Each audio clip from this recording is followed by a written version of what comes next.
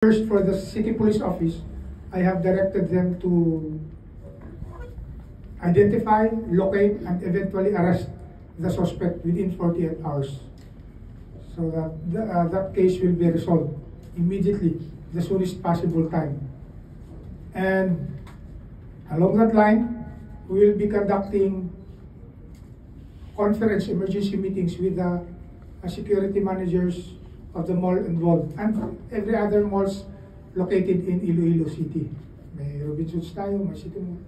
At yung mga security managers ng ating mga hotels.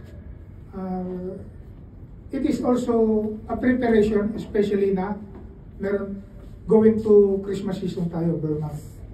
So these establishments, these venues will be flooded with influx of people.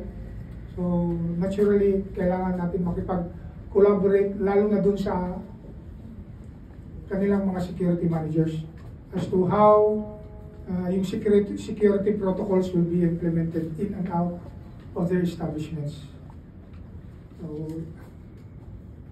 going back to the robbery incidents, yung ICPO natin is on track of locating and identifying and locating, yung dapat yun ang mauna for the eventual apprehension of the suspect. Thank you, sir.